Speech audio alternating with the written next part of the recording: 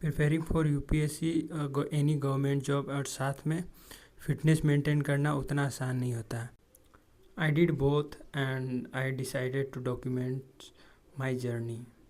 What you are seeing in the video is DOMS, delay onset muscle soreness, that happens within 24 hours after back workout. Best thing that you can do for your body after just waking up early in the morning, drink a lot of water, almost 1 litre. तो सबसे पहले मैं पानी एक या 1.5 litre पानी गर्म करता हूँ। उसके बाद थर्मो फ्लास्क में डाल के मैं स्टडी टेबल पे रख लेता हूँ। फिर 1-2 घंटे तक पढ़ाई करता हूँ। वो जो प्रोबेबली मॉर्निंग में रिवीजन ही होता है। लास्ट टाइम जो रात को पढ़ा था उसकी रिवीजन करता हूँ। तो ज्योग्राफी आज का टॉपिक जो मैंने पढ़ा था वो था अर्थ को 2 स्टेट में बांट सकते हैं, केमिकल स्टेट और फिजिकल स्टेट। केमिकल स्टेट के अनुसार इंटरनल स्ट्रक्चर में क्रस्ट, मेंटल और कोर आते हैं, जबकि फिजिकल स्टेट में लिथोस्फेयर, स्टेनोस्फेयर, मेसोस्फेयर एंड बैरियोस्फेयर, जिसके 2 पार्ट होते हैं। अपर वाले पार्ट लिक्विड होते हैं, लोअर वाले पार्ट सॉलिड होते हैं। Now after reading geography I completed the study part. Now I move to the breakfast where I boil few potatoes pre-workout के लिए, जो कि उसमें वो 400-500 अराउंड 150 ग्राम आलू उसको बॉयल किया। उसके बाद उसमें नींबू और नमक डाल करके प्री वर्कआउट ले लिया, जो कि सबसे बेस्ट प्री वर्कआउट है। ये हर लोगों के लिए बेस्ट नहीं हो सकता है।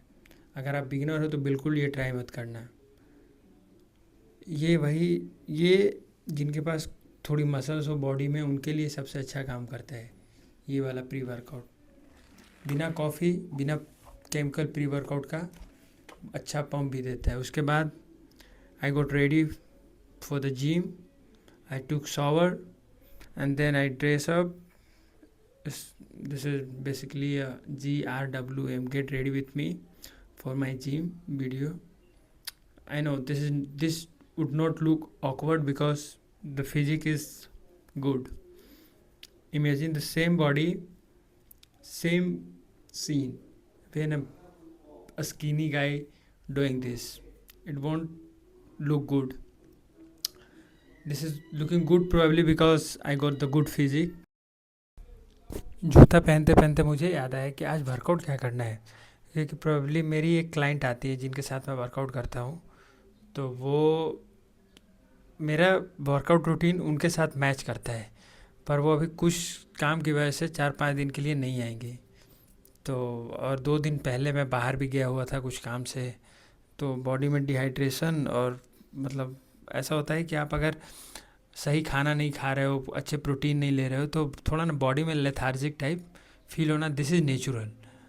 अगर आप स्टूडेंट हो, अगर आपको ऐसा लगता है कि आप पूरे दिन थके रहते हो या कुछ करने का मन नहीं करता, इसके पीछे ऐसा कोई कारण नहीं है कि कमज़ोरी है। This is some nutrition advice कि आप कुछ वैसे खाना मिसिंग कर रहे हो। जैसे अगर आपके खाने में प्रोटीन नहीं होता हो या कुछ न्यूट्रिशनल डिफिशियंसी, मतलब जैसे विटामिन डिफिशियंसी या मिनरल डिफिशियंसी की वजह से होता है। तो आज प्रॉब्ली अगर ऐसा हुआ तो मैं ये चेस्ट ही करूँगा। तो अब क्या हुआ, जिम के लिए निकल लेता हूँ। फिर उसके बाद जिम पहुँचता हूँ तो सबसे पहले एक पैकेट इलेक्ट्रोलाइट लेता हूँ। इलेक्ट्रोलाइट क्योंकि वो डिहाइड्रेशन की वजह से ना तो वर्कआउट अच्छा होगा, मसल क्रैम्प भी हो सकते हैं।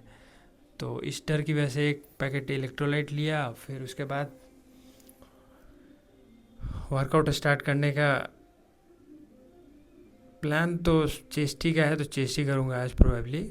तो अभी चलो वर्कआउट में देखते हैं क्या क्या करता हूँ एक अच्छी फिजिक के लिए, एक अच्छी चेस्ट के लिए। तो अब ये ब्लॉग है छोटा सा, तो इसमें जो भी गोटेड वर्कआउट है मेरे चेस्ट का मैं वही करूँगा, और शायद आपको हेल्प भी करे।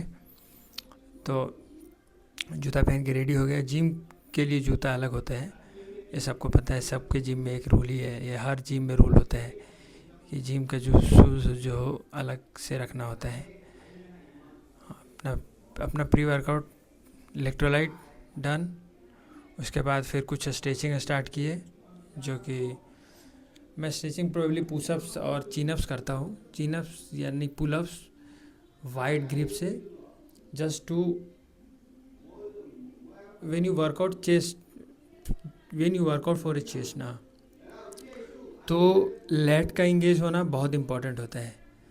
तो शोल्डर भी थोड़ा वार्म अप कर लिया, लैट का कर नहीं पाया, लेकिन आज उतना करने का मन नहीं है, हैवी करूँगा नहीं, तो सोचा चलो लाइट वेट करने के लिए तो उतना इम्पोर्टेंट लगेगा नहीं, क्योंकि हैवी करता हूँ। चेस्ट में 100-105 तो जाते ही हैं, तो आज प्रोबेबली, और डंबल प्रेस में लगभग 40-45 केजी करता हूँ, तो आज 30-25 जाएंगे, तो उसके लिए मैं ज़्यादा उतना अच्छा से वार्म अप नहीं करता हूँ। लेकिन हाँ, पुशअप्स एक बार में कम से कम, तो मेरे रिकॉर्ड 80 के हैं, लेकिन आज 30 ही किया। उसके बाद ये मैं पहला एक्सरसाइज मेरा ये होता है अपर चेस्ट के लिए, जिसमें मैं प्रोबेबली 45-60 केजी ईच साइड डालता हूँ, लेकिन आज 30 केजी मैक्सिमम डालूँगा हाई रेप्स करके, ताकि देखता हूँ अगर वर्कआउट करते करते कुछ वो होता है कि मतलब वर्कआउट करते करते ना आपके अंदर जो होता है वो, अगर आप प्री वर्कआउट नहीं ले रहे हो तो अंदर से एग्रेशन आता है, यही एग्रेशन फ्यूल करता है आपके पूरे वर्कआउट को। तो अगर आप प्री वर्कआउट ले रहे हैं तो आपको ये फील नहीं होगा कभी, लेकिन ये बहुत अच्छी चीज़ है। अगर आप बिना कुछ केमिकल सब्सटेंस लिए वर्कआउट कर रहे हो, अगर अंदर से एग्रेशन हीट करता है ड्यूरिंग द वर्कआउट, तो वर्कआउट बहुत अच्छे होंगे। उसके बाद फिर इंक्लाइन प्रेस किया, जो कि ये भी प्रोबेबली अपर चेस्ट का ही था। मोस्टली अगर आपको आपके चेस्ट को अगर फुल और बिग देखना हो तो हमेशा फोकस करें अपर चेस्ट के लिए।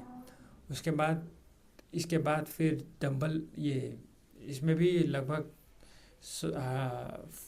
आज कितना 80 केजी करता हूँ, लेकिन आज 30 केजी पे ही ख़त्म करूँगा इसको।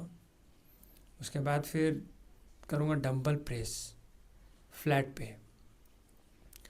पे, जो कि मैं स्टार्ट करता हूँ 30-35, फिर 40 या समटाइम 45, लेकिन आज 20 से स्टार्ट किया था, थोड़ा स्लो कंट्रोल, क्योंकि डिहाइड्रेटेड बॉडी में या तो मसल क्रैम्प हो सकते हैं या इंजरी होने के चांस बढ़ जाते हैं। तो अगर बॉडी डिहाइड्रेटेड हो या आप कहीं बाहर से आए हो लॉन्ग जर्नी से, तो आप कोशिश करना कि लाइट वेट ही करो, हाई रेप्स करो 1-2-3, उसके बाद फिर आप सीरियस वाले वेट उठा सकते हो। उसके बाद फिर ये डंबल 30 केजी करने के बाद फ्लैट मेरा सबसे बेस्ट एक्सरसाइज है, जो मैं फ्लाई का करता हूँ, इंक्लाइन फ्लाई, जो कि one of the goated exercise for chest if you want to grow the bigger and the best structure chest. तो उसके बाद फिर मैं डंबल फ्लैट डंबल प्रेस ख़त्म करके सीधा स्टार्ट करता हूँ इंक्लाइन फ्लाई का, वो भी केबल मशीन में, नो डंबल। इसका ऑल्टरनेटिव डंबल फ्लाई भी हो सकता है, लेकिन केबल वाले में एक फ़ायदा होता है कि आप इसमें मैक्सिमम वेट ऐड कर सकते हो। Up to 20 KG you can fly without losing your control, and then there is a rule, slow or control. I probably say कि control, there is a difference between slow and control. Maybe I will talk about this in the other blog. उसके बाद dips अगर आप overall chest को बड़ा करना चाहते हैं तो नेवर स्किप डिप्स से अच्छी एक्सरसाइज कुछ हो ही नहीं सकती, बस आपको कंट्रोल करना है, नहीं तो शोल्डर पे इसमें इंजरी के चांसेस बहुत ज़्यादा होते हैं। और इसके बाद मेरा वर्कआउट ख़त्म हुआ, उसके बाद कुछ थोड़ा कूल डाउन के लिए थोड़ी वॉकिंग कर लेता हूँ, उसके बाद done. And this is the physique condition after end of the workout. Let me know in the comment section अगर आपको वर्कआउट के बाद के रूटीन में इंटरेस्ट है तो।